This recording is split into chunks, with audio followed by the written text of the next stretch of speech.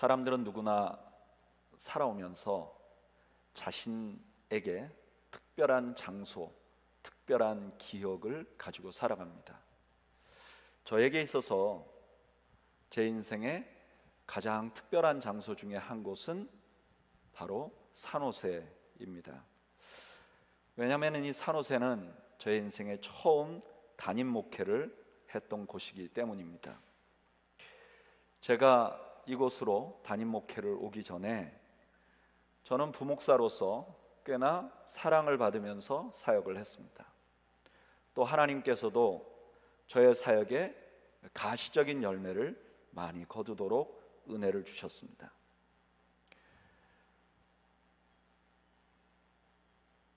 그런 자신감을 가지고 만 39살에 산호세로 담임 목회를 시작하러 왔습니다. 그런데 와보니까 모든 것이 달라졌습니다. 나를 전혀 모르고 나를 신뢰하지 않는 사람들에게 리더십을 발휘한다는 것은 생각보다 너무너무 어려운 일이었습니다. 아직도 젊고 경험이 많지 않은 담임 목사를 믿어주기보다는 가르치려 하는 분들이 많았고, 또 제가 어떤 말이나 행동을 하면 그것을 오해하고 잘못 받아들이고 다른 의도가 있다고 오해하는 분들이 매우 많았습니다. 그럴 때마다 마음이 얼마나 답답했는지 모릅니다. 그런데 저는 다행히도 그런 일에 상처를 받지는 않았습니다. 왜 상처받지 않았나? 돌아보니까 저는 어려서부터 저의 할아버지와 저희 아버지에게 굉장히 많은 사랑을 받고 자랐습니다. 저희 할아버지는 저의 전폭적인 지지자였습니다. 어떤 실수도 감싸주지 못할 것이 없는 거대한 사랑의 산이었습니다. 저의 아버지도 마찬가지였습니다. 이렇게 사랑을 많이 받고 자라다 보니까 자존감이 과다하게 높아진 것입니다. 그래서 사람들이 나를 신뢰하고 나를 따라주지 않아도 제 마음속엔 이런 마음이 있는 겁니다. 여러분들이 나를 몰라서 그렇지 진짜 나를 알면 틀림없이 좋아하게 될 겁니다. 시간 문제지. 그때 되면 지금 나를 안 믿어주신 것을 후회하게 될지도 모릅니다. 오늘 본문의 다윗의 고백이 그와 매우 유사합니다. 다윗이 시편 23편을 마무리하면서 이렇게 말합니다. 나의 평생의 선하심과 인자하심이 정녕 나를 따르리니. 여기 평생이라는 말은 우리나라 말로 하면 내가 태어나서 이제 살아있는 동안을 이렇게 말하는 중간이 강조된 말입니다. 그런데 히브리어에서는 이 평생이라는 말은 시작과 끝이 강조된 말입니다. 그러니까 태어날 때부터 죽을 때까지 그 평생에 하나님의 선하심, 여기 선하심은 토브라는 히브리 단어인데요, 이 말이 신명기 10장 13절에 그대로 쓰입니다. 내가 오늘날 내 행복을 위하여 할 때 이 행복이라는 말이 토브예요. 그리고 인자하심이라는 것은 헤세드라는 말입니다. 하나님이 그 백성을 사랑하시는 것을 표현할 때 구약 성경은 헤세드라는 말을 쓰는데, 이 헤세드 안에 담긴 하나님의 사랑은요, 그 백성이 하나님 앞에 죄악을 짓더라도 그 죄를 넘어서서 그들을 사랑하시는 하나님의 사랑을 표현할 때 쓰는 말입니다. 그런데 이 하나님의 선하심과 인자하심이 나를 따랐다 그럽니다. 여기 따랐다는 것은 추적했다 그런 뜻입니다. 무슨 뜻이냐? 이걸 벗어나려고 해도 벗어날 수 없을 만큼 가까이 나에게 있었다는 거예요. 이 말을 정리를 해보면 이렇습니다. 다윗이 노년에 자기 인생을 돌아봅니다. 자기 인생을 돌아보니까 내 인생에 어떤 때는 푸른 풀밭 같은 시기도 있었습니다. 또 어떤 때는 골짜기 같은 시기도 있었습니다. 자기가 살아오면서 정말 모든 사람에게 선이 되는 일을 하기도 했습니다. 그러나 차마 입에 담기 힘든 창피한 죄를 저지르기도 했습니다. 그런데 돌아보니까 분명한 것이 하나가 있습니다. 그게 뭐냐면은 어떠한 상황에서도 하나님의 선하심과 인자하심이, 하나님의 선하심과 사랑하심이 떠난 적이 없다는 것입니다. 다윗이 이것을 알게 됩니다. 그래서 그의 시를 마무리하면서 그 하나님의 선하심과 인자하심이 내 평생에 나를 따랐다고 고백하는 거예요. 그런데 이렇게 하신 하나님의 특성은 다윗에게만 그런 것이 아닙니다. 하나님은요, 하나님께서 택하신 모든 백성에게 그런 사랑을 베풀어 주십니다. 이것을 하나님이 하나님의 백성들이 알아주기를 원했어요. 그래서 구약 성경에 보면 하나님께서 호세아라는 선지자를 택합니다. 그리고 이 호세아에게 이렇게 말해요. 음란한 여인 고멜과 결혼해라. 아니, 선지자는 거룩한 여인하고 결혼해야 되는데 음란한 여인하고 결혼하다니 이게 말이 됩니까? 이거 사역이 됩니까? 하나님이 하라고 그럽니다. 그리고 자녀를 둘 낳아요. 근데 이 고멜은요, 선지자의 아내가 돼서 또 바람을 피웁니다. 근데 바로 그때 하나님이 호세아에게 이렇게 말씀하십니다. 호세아서 3장 1절. 여호와께서 내게 이르시되 이스라엘 자손이 다른 신을 섬기고 건포도 과자를 즐길지라도 여호와가 그들을 사랑하나니 너는 또 가서 타인의 사랑을 받아 음녀가 된 그 여자를 사랑하라. 너 다시 가서 그 여자를 사랑해. 이 여자는 돌에 맞아 죽어야 하는 여인인데 사랑해. 내가 내 백성을 얼마나 사랑하는지를 보여주기 위해서야. 여러분, 우리 하나님은 그런 분이십니다. 우리 하나님은요, 어떤 상황에서도 우리를 사랑하기를 그치시지 않는 분이십니다. 저는 적어도 이 다윗과 같은 고백을 할 수밖에 없습니다. 적어도 저는 그렇게 할 수밖에 없습니다. 제가 중학교 2학년 때쯤이었던 것 같아요. 아마 그때 저도 중2병이 걸렸었는지 조금 마음에 반항심이 있었던 것 같아요. 어느 날 이제 시험을 앞두고 제가 제 아버지에게 이렇게 말했어요. 아빠, 내가 내일 시험인데 친구들하고 같이 시험 공부하고 싶어서 친구 집에 가서 시험 공부하고 올게요. 그때 제 마음은 진짜 그랬습니다. 친구 집에 가서 열심히 공부해가지고 다음날 시험을 잘 보리라. 그런데 사실 실제적으로 친구 집에 가서 공부를 한다는 것은 현실적으로 믿기가 참 어려운 말입니다. 당연히 저희 아버지께서 반대하셨습니다.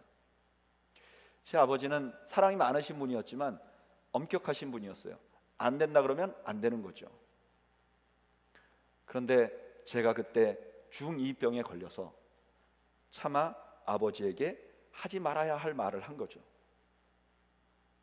나도 나가고 싶어서 나가는 줄 아세요? 아버지가 사업이 망해갖고 우리가 6 식구가 한 방에 살고 있는데 내가 여기서 어떻게 공부를 합니까? 나도 내 방에 있으면 내 친구 집에 안 갑니다. 제가 지금 말하는 것처럼 좁은 말하지 않고 다른 톤과 다른 액센트를 가지고 말했을 것으로 상상해 주시기 바랍니다. 겁없이 통보를 드리고 집을 나왔습니다. 그리고 12시 넘어까지 친구 집에서 놀며 공부하고 이제 집에 가야 될 시간이 된 겁니다. 걱정이 되는 거예요. 들어가면 아버지가 틀림없이 뭐라고 하실 텐데 걱정이 됩니다. 혼나면 어쩌나. 그래서 친구 집에서 나왔는데 친구 집 대문을 탁 열고 나왔는데 저쪽 골목 안에 우리 아버지 같은 분이 보이는 거예요. 우리 아버님이 키가 크시고 덩치가 크셨기 때문에 그냥 눈에 띄시는 분이었어요. 저는 아버지를 만나서 문 앞에서 혼나는 것보다는 집으로 가는 게 낫겠다. 그래서 집으로 뛰어갔습니다. 집에 갔더니 정말 아버님이 안 계시더라고요. 그래서 얼른 이불 안으로 들어서 누웠습니다. 조금 있다가 아버지가 들어와요. 혼날 거라고 생각을 했는데 혼을 내지 않는 거예요. 나중에 알고 보니까 제 아버지께서는 제가 그 밤에 12시 넘어서 혼자 집으로 돌아오게 되면, 제가 자라날 때 한국은 그렇게 안전한 곳이 아니었습니다. 틀림없이 동네 건달들이 밤에 골목에 있었을 테고, 잘못하면 제가 걸리면 맞고 또 돈을 빼앗기고 할 수 있으니까 기다리신 거예요. 캄캄한 밤에 아들이 언제 나올지 모르는데 친구 집 앞에서 기다리신 거죠. 안타깝게도 그 아버지는 3년 후에 세상을 떠나셨어요. 저를 멀리서 봐주고 늘 보호하던 아버지는 그 뒤로 저에게 없었습니다. 저도 중2병을 속히 치료하고 그 후에 성인이 됐습니다. 그런데 저는 여전히 제가 어려울 때 나를 지켜보시는 아버지가 계십니다. 그 아버지는 돌아가시지 않는 아버지십니다. 내가 잘 될 때마다 손을 잡고 교만해지지 않도록 붙들어 주셨습니다. 내가 어려울 때마다 내 눈이 아니라 내 등 뒤에서 내가 무너지지 않게 하셨습니다. 이분이 제가 믿는 하나님이십니다. 저는 그 하나님께서 그 하나님을 믿는 모든 사람들에게 동일하게 역사하신다고 믿습니다. 아직도 이 하나님을 발견하지 못하신 분들이 계시면 여러분들의 인생을 진지하게 돌아보시기 바랍니다. 그리고 이렇게 질문해 보시기 바랍니다. 내 일생에 푸른 풀밭같이 평화로운 때가 있으셨습니까? 여러분들이 그 푸른 풀밭을 어떻게 가게 되었습니까? 여러분들이 골짜기 같은 곳에 있은 경험이 있으십니까? 여러분들은 그 골짜기를 어떻게 빠져나왔습니까?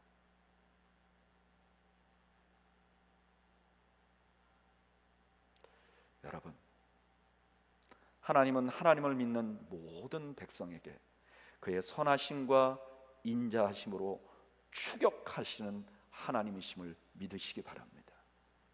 지금도 저와 여러분들에게 하나님은 선하심과 인자하심으로 추격하십니다.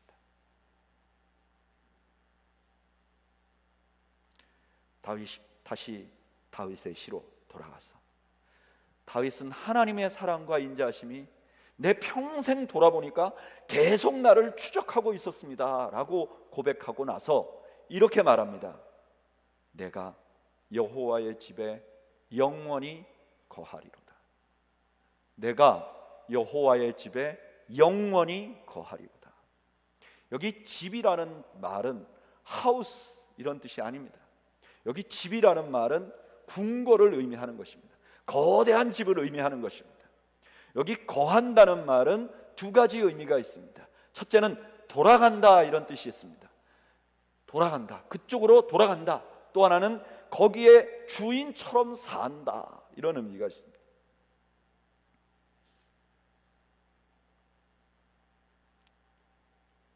하나님의 사랑이 자신의 일생을 쭉 추격해 오셨다는 것을 안 다윗은 이렇게 고백합니다.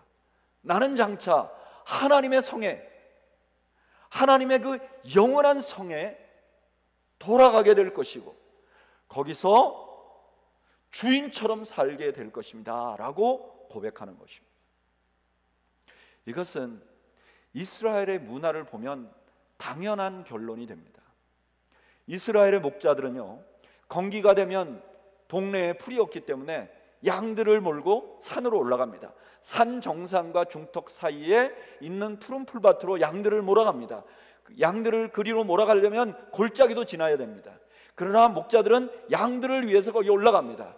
그리고 다시 우기가 되면 그 양들을 데리고 자기 집으로 돌아옵니다. 목자에게 양은 매우 귀중한 재산입니다. 그래서 집으로 돌아온 목자는 양을 집 근처에다 방목하지 않습니다. 양을 데리고 자기 집으로 돌아갑니다. 이스라엘의 집들은 대부분 약간 2층 같이 되어 있는데 아래층이나 반지하 같은 곳에는 짐승을 둡니다. 가축을 둡니다. 왜냐하면 이 가축이 소중하기 때문에 그래요. 그리고 가족들은 그 위나 가축 옆에서 삽니다. 그러니까 집으로 들어가서 가족처럼 지내게 되는 거예요. 이런 문화를 잘 알고 있는 다윗은 하나님이 나의 목자시고 내 평생에 같이 하셨다면 반드시 그 하나님의 집에, 그 하나님의 성전에 내가 영원히 거하게 될 것이라고 고백할 수밖에 없는 것입니다. 여러분, 시편 23편은 너무너무 감동적인 시입니다. 너무너무 감동적인 신앙의 고백입니다. 그런데 이 신앙의 고백의 결과는 뭐냐? 내가 하나님의 집에 영원히 살 것이라는 것입니다. 이 말을 하려고 이제까지 온 것입니다. 저는 이 고백이 저와 여러분들의 고백이 되기를 주님의 이름으로 축복합니다. 하나님은 우리를 하나님의 백성 삼으셨습니다. 그리고 우리가 살아오는 삶의 여정여정에 우리를 사랑으로 선함으로 추격해 오셨습니다. 그리고 결국은 하나님의 영원한 집에 거하게 만들어 주실 것입니다.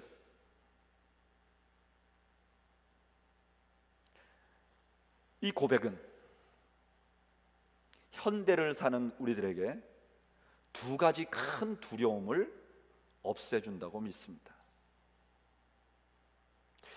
우리는 이 땅을 살아가면서 누구나가 언젠가는 두 가지 큰 두려움에 직면합니다. 첫째는 건강에 대한 두려움입니다. 천하의 다윗도 나이가 점점 들어 늙어갑니다. 늙어가면서 건강에 문제가 생겼어요. 열왕기서 1장 1절에 보면 다윗 왕이 나이가 많아 늙으니 이불을 덮어도 따뜻하지 아니한지라. 그러면 우리는 누구나가 나이가 들게 돼 있고 누구나가 늙게 돼 있습니다. 늙게 되면 반드시 건강의 문제를 동반하게 되어 있습니다. 그리고 이것은 종종 두려움이 됩니다. 2014년에 한국의 한 단체가 60세에서 69세 사이의 사람들에게 설문조사를 했습니다. 당신은 지금 무엇이 제일 두렵습니까? 그랬더니 2위가 암이 걸릴까 봐 두렵습니다. 1위가 무엇이겠습니까? 치매가 걸릴까 봐 두렵습니다.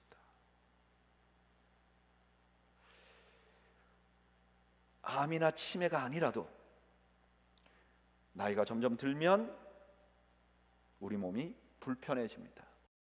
우리 몸이 불편해진지를 솔로몬은 매우 상세하게 비유로 설명해 줍니다. 전도서 12장 1절에서 5절을 너는 청년의 때에 너의 창조주를 기억하라. 곧 공고한 날이 이르기 전에 아무 낙이 없다고 가깝기 전에 해와 빛과 달과 별들이 어둡기 전에 비온 뒤에 구름이 다시 일어나기 전에 그리하라.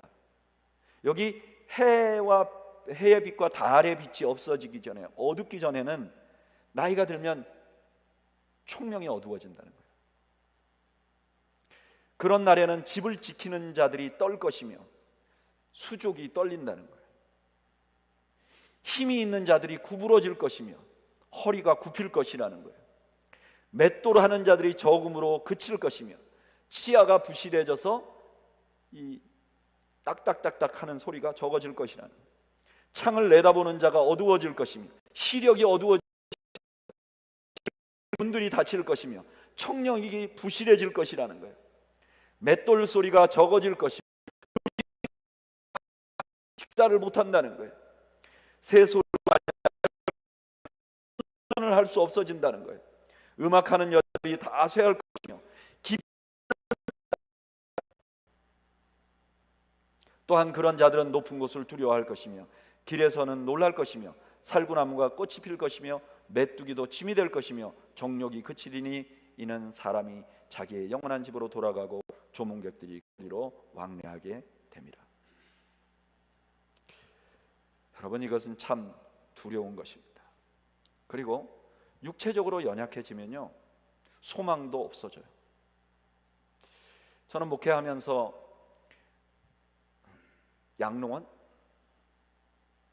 요양병원을 많이 방문했습니다. 또 제 어머니도 3년 정도를 치매로 요양병원에 계셨습니다. 병원에 가보면 치매가 아니라도 육체가 연약해진 노인들은 멍하게 소망 없는 얼굴로 하루하루를 지나갑니다. 우리 모두에게 두려움이죠. 그런데 다윗은 동일하게 노년을 맞아가고 자기의 육체가 연약해져 가는데 자기의 노년을 오랜 여행을 마치고 집으로 돌아가는 것과 같다고 오늘 표현하는 것입니다. 여러분, 긴 여행을 가면 여행 갈 때는 흥분되지만 돌아올 때쯤 되면 우리가 너무너무 지칩니다. 그런데 많이 지치지만 이제 곧 집에 가서 쉴 것을 생각하면 오히려 소망이 생깁니다. 그래서 집에 도착하면 초가집이라도 내 집이 좋지, 우리가 이렇게 하면서 안식하는 것이죠. 우리의 노년이 그렇다는 것입니다. 우리는 결국 하나님의 영원한 집으로 돌아갈 것이기 때문에 그렇다는 것입니다. 이 상황을 사도 바울은 이렇게 표현합니다. 고린도후서 5장 1절, 만일 땅에 있는 우리의 장막집이 무너지면 하나님께서 지으신 집 곧 손으로 지은 것이 아니요 하늘에 있는 영원한 집이 우리에게 있는 줄을 아느니라.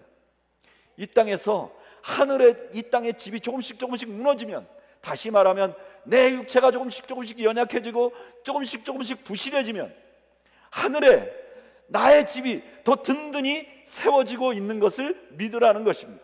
하늘에 점점 가까워지고 있다고 믿으라는 것입니다. 하나님을 목자로 삼으면 이런 축복을 누리게 된다는 거예요.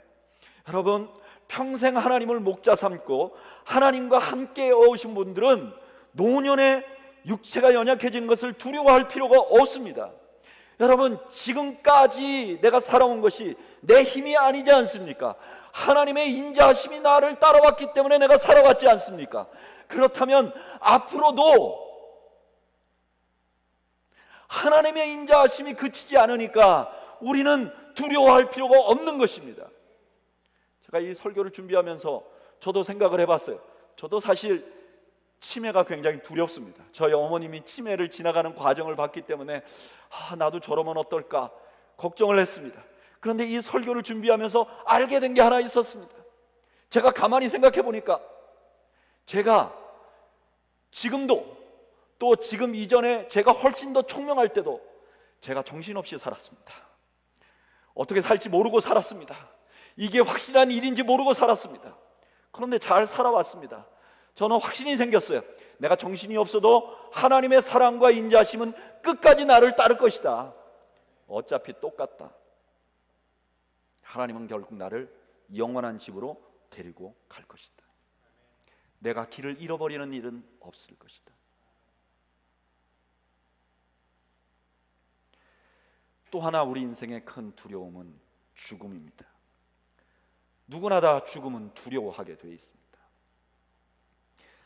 예전에 어떤 목사님의 예화집을 보니까 이런 이야기를 기록해 놨더라고요. 어떤 목사님이 본인의 아버님과 대화를 한 내용을 적어 놓은 거예요. 근데 이 목사님의 아버님이니까 얼마나 믿음이 좋았겠습니까, 아버님이.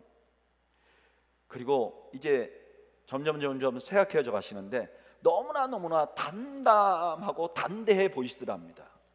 그래서 그 아들이 목사님인데 아버지의 손을 잡고, 아버지 정말 아무렇지도 않으세요? 너무나 당당하게 이제 죽음을 맞이하실 준비가 돼 있으니까 그렇게 물어봤어요. 그랬더니 그 아버지가 그 아들이 잡아주는 손을 탁 뿌리치면서 이놈아, 너도 당해봐라. 죽는 것은 다 두려운 것이야. 다만 믿음으로 극복하는 것이지. 이게 뭐 사실이었는지 아닌지는 모르겠지만 예화집에 써 있는데 제가 읽으면서 이해가 되더라. 여러분, 죽음은 누구에게나 두려운 것입니다. 그런데 이 죽음이 해결이 안 되면 우리의 인생은 모두가 다 사형수와 같은, 사형 날짜를 정해놓은 사형수와 같은 삶을 사는 것입니다. 저는 복되게도 군대 생활을 교도소에서 일하는 특권을 누리게 됐습니다. 제가 일했던 교도소는 비교적 경범죄자들이 있는 곳이었습니다. 근데 가끔 사형을 언도받은 사형수들도 있었습니다. 그런데 여러분, 사형수가 되면 아주 특별한 대우를 받습니다. 딱 하나 불편한 거는 손에 잡고,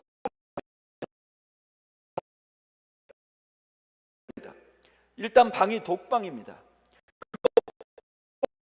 그래서 금지되어 있는 거 담배도 꼭 피고 싶다면 줍니다. 옷도 굉장히 좋은 옷, 솜 들어있는 옷을 공급해 줍니다. 길가를 걸어 다니면 사형수는 이 이름표가 색깔이 다릅니다. 아무리 악독한 조직폭력배도 사형수를 건드리지 않습니다. 근데요, 제가 사형수는 어떤 사형수도 그것을 즐거워하는 분을 보질 못했습니다. 오히려 잘해주면요, 불안해해요. 자기가 돈이 없는데 새 한복, 솜 누비로 된 한복을 주면 근무자, 오늘 그날이야? 이렇게 물어봐요.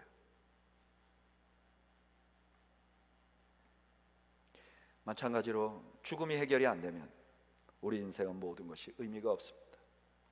아무리 만족하고 살아도 죽음이 해결이 안 되면 무슨 소용이 있겠습니까? 이 땅에서 아무리 평안하게 살아도 죽음이 해결이 안 되면 진정한 쉼은 없는 것입니다. 아무리 열심히 살았어도 죽음이 해결이 안 되면 좌절하게 돼 있습니다. 이 땅에서 아무리 풍요를 누려도 죽음이 해결이 안 되면 그 풍요는 일시적인 것입니다. 그런데 다윗이 자기 인생을 돌아보니까요, 하나님께서 항상 자기를 사랑하시고 버리지 않았어요. 그런데 그 하나님이 영원하신 분이에요. 그 하나님이 시간의 제한을 받지 않는 분이에요. 그러니까 다윗이 이렇게 한 거죠. 하나님은 시간의 제한을 받지 않는 분인데 나를 선하심과 인자하심으로 계속 추격해 오셨다면 내가 죽은 이후에도 하나님께서는 나를 끝까지 추격할 거 아니야? 그러니까 내가 결국은 영원한 하나님의 집에 가게 될 거 아니야? 라는 확신을 갖게 된 것입니다. 이 다윗의 말을 가장 잘 이해하기 쉽게 설명한 분이 헨리 나우엔이라는 분입니다. 이분이 죽음에 대한 글을 썼는데 제가 일전에 한번 소개한 바가 있어요. 죽음이라는 것은 어떤 것인가? 죽음은 서커스단에 공중제비를 하는 사람이 이 서커스를 하는, 고개를 하는 것과 마찬가지다. 그래서 한쪽에서는 작은 그네에 사람이 다리를 걸고 뒤로 넘어져 있고, 이쪽에서는 긴 그네로 이렇게 날아가면서 어느 타이밍을 맞춰서 이쪽에 있는 사람이 손을 쫙 놓고 저쪽에 있는 사람으로 쫙 뻗으면 저쪽에 있는 사람이 손을 탁 잡아서 이렇게 가는 것과 죽음이 매우 유사하다는 거예요. 그런데 여기에 아주 주의할 점이 있는데, 이 줄을 놓고 휙 뛰어가는 사람이 만약에 눈을 뜨고 저 사람의 손을 잡으려고 하면 100% 두 사람이 다 다친다는 거예요. 그래서 신신당부한다는 거예요. 손을 너는 뻗고만 있어라. 그러면 내가 반대해서 너를 잡아줄게. 그러니까 죽음은 그런 것과 유사하다는 거예요. 우리가 죽음이 왔을 때 이렇게 하나님에게 점프하듯이 쫙 점프를 하면 하나님이 탁 잡아주신다는 거예요. 근데 제가 이 글을 읽으면서 의문이 생겼어요. 어떻게 손을 쫙 뻗을 수 있을까? 서커스 안에서 있는 분들은 어떻게 손을 쫙 뻗을 수 있을까? 수 없는 연습을 하는 거죠. 100번이면 100번 연습을 하는 거죠. 그런데 내가 눈을 감고 쭉 뻗어도 저 사람이 100번 동안 한 번도 놓친 적이 없다면 손을 쭉 뻗을 수 있는 거죠. 죽음이 다가왔을 때 두려워하지 않고 믿음으로 손을 쭉 뻗을 수 있는 것은 갑자기 죽기 전에 그런 믿음이 생기는 것이 아니고, 내 일생을 돌아보니까 평생 하나님께서 나를 따라오셨어. 한 번도 나를 버린 적이 없었어. 그렇다면 내 인생이 이제 끝나는 그 순간에 손 쭉 뻗어 하나님께 내 자신을 던질 수 있지 않을까?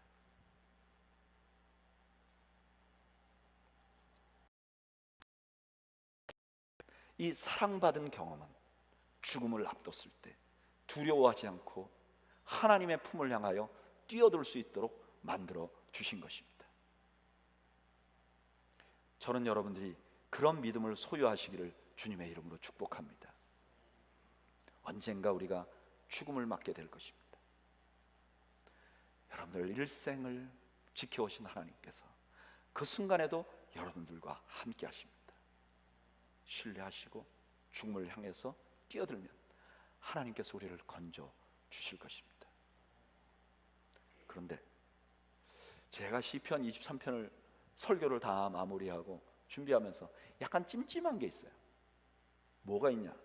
시편 23편은 다윗이 양으로서 고백한 겁니다.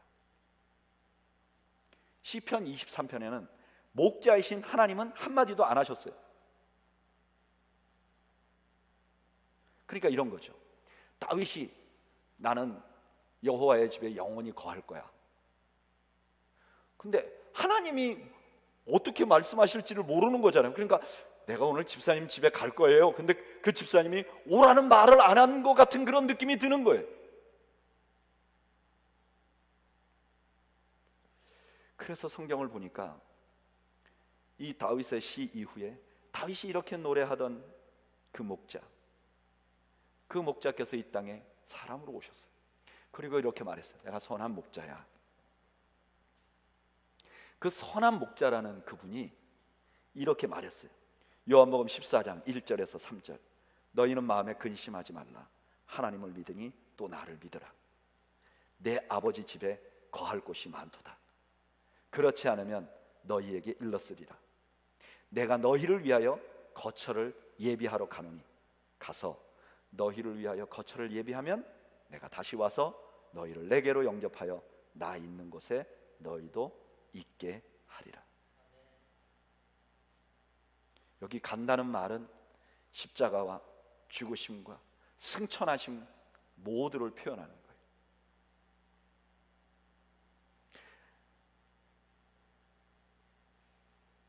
시편 23편은 다윗의 고백만이지만, 그러나 이 다윗은 하나님의 마음을 안 거죠. 하나님은 우리를 얼마나 자기 집으로 이끌시고 싶은가 하면 그 아들이 죽으시고 부활하시고 승천하신 목적이 우리가 하늘에 거할 거처를 예비하기를 원해서 그런 것이라는 거예요. 그만큼 하나님이 우리를 하늘에 인도하기를 원하신다는 거예요. 여러분 표정이 왜 이렇게 담담하세요? 하나님이 우리가 그곳에 오기를 그렇게 원하신다니까요. 바울은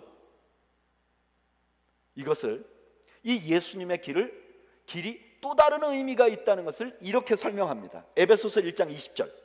그의 능력이 그리스도 안에서 역사하사 죽은 자들 가운데서 다시 살리시고 하늘에 자기의 오른편에 앉히사. 하나님의 능력이 예수님을 십자가에서 부활시키시고 승천하게 만들었다는 거예요. 그런데 그 예수님의 부활과 승천이 우리에게 어떤 의미가 있는가? 에베소서 2장 5절에서 6절 이렇게 말합니다. 허물로 죽은 우리를 그리스도와 함께 살리셨고 너희는 은혜로 구원을 받은 것이라. 우리를 그리스도와 함께 살리셨고 또 함께 일으키시고 그리스도 예수 안에서 함께 하늘에 앉히셨다는 거예요. 부활하시고 승천하신 그 모든 과정이 우리가 그렇게 될 것을 보여주신 것이고, 우리가 그리스도와 하나님 성에 들어가게 될 것이라는 거예요.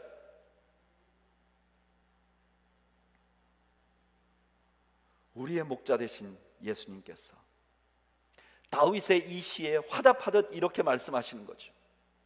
나는 너희와 영원한 곳에 함께 거하기 위해서 죽었어. 내가 너희를 반드시 그곳으로 인도할 거야. 어떻게? 내가 온 것처럼 하나님의 능력으로.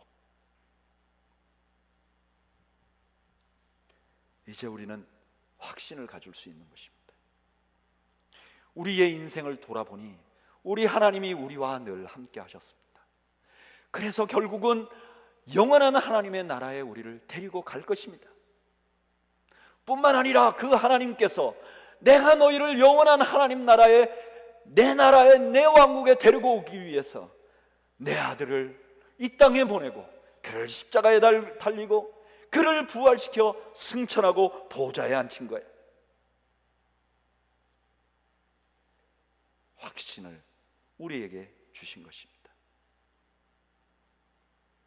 그래서 우리에게는 여전히 두려운 일이 있고, 우리에겐 여전히 막연한 미래에 대한 근심과 걱정이 있지만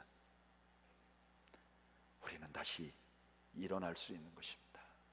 다시 일어나 걸을 수 있는 것입니다. 내일을 향해서 또 걸어 나갈 수 있는 것입니다. 이런 신앙을 잘 노래한 찬양이 있습니다. 아주 옛날에 만든 찬양인데 이 복음송이 저는 들으면 들을수록 참 좋아요.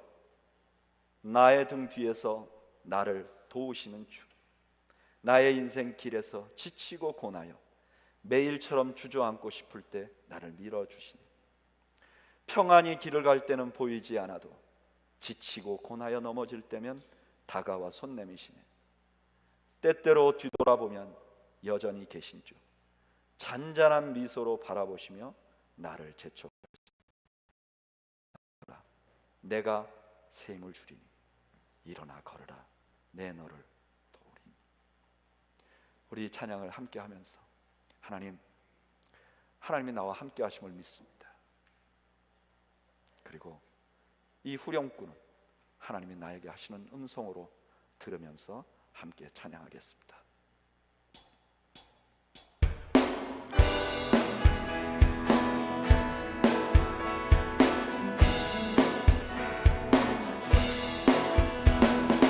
나의 등 위에서 나를 도우시는 주,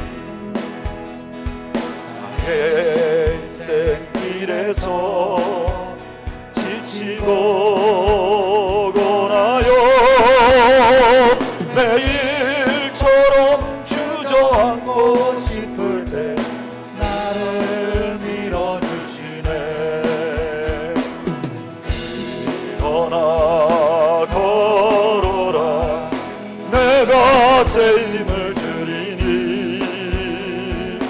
일어나 너 걸어 내 너를 도우리.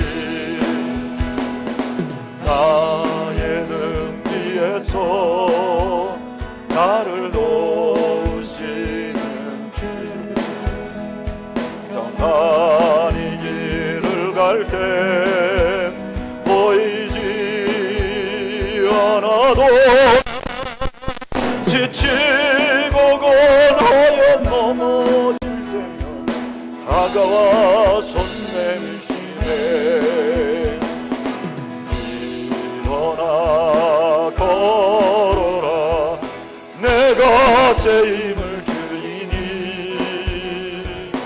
일어나 너 걸어라 내 너를 도우리. 나의 등 위에서 나를 도우시는 주, 때때로 뒤돌아보면 여전히 계신 주 잔잔한 미소로 바라보시며 나를 재촉하시네. 일어나 걸어라 내가 새 힘을 주이니. 일어나 너 걸어라 내 너를 도우리. 우리 피아노로만 조금 천천히 3절 목소리로만 가사를 생각하면서 드리겠습니다. 나의 등 뒤에서 나를 도우시는 주, 나의 등 뒤에서 나를 도우시는 주. 때때로 뒤돌아보면 때때로 뒤돌아보면 여전히 계신 주, 여전히 계신 주. 잔잔한 미소로 잔잔한 미소로 바라보시며 나를 재촉하시네.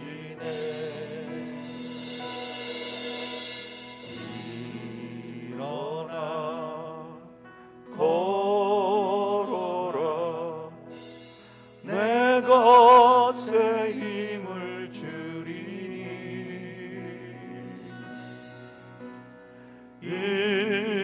일어나 너 걸어라 내 너를 도우리. 우리 시간 함께 기도하기를 원합니다. 우리는 지난 6주 동안 다윗이 고백한 시편 23편을 한 절 한 절씩 묵상해 왔습니다. 다윗의 인생을 돌아보면 참 우여곡절이 많은 인생이었는데 그의 인생을 마지막에 돌아보고 다윗의 고백은 하나님 나의 목자십니다입니다.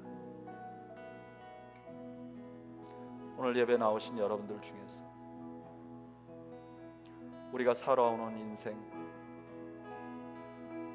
우리에게도 곡절이 있었을 것입니다. 좋은 날이 있었고 고난이 있었을 것입니다.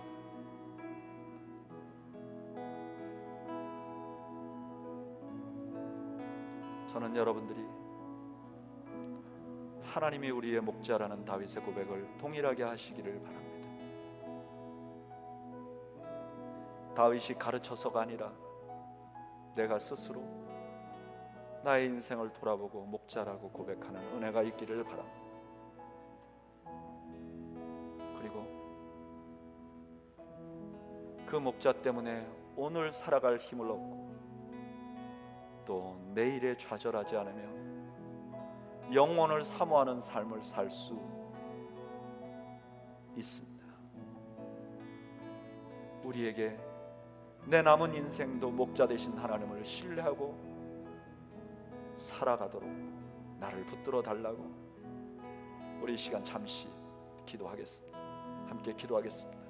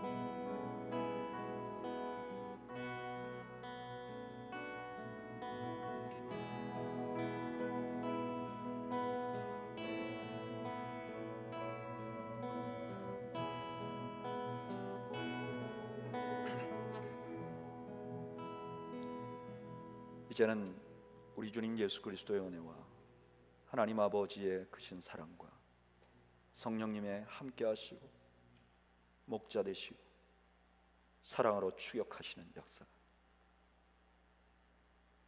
오늘 우리 하나님은 우리의 목자이시기 때문에 내 남은 생애와 내 영혼이 두려움이 없습니다 고백하는 주의 백성들 머리머리 위와 이들의 가정과 생업 위에 지금으로 함께 있을지어다. 아멘.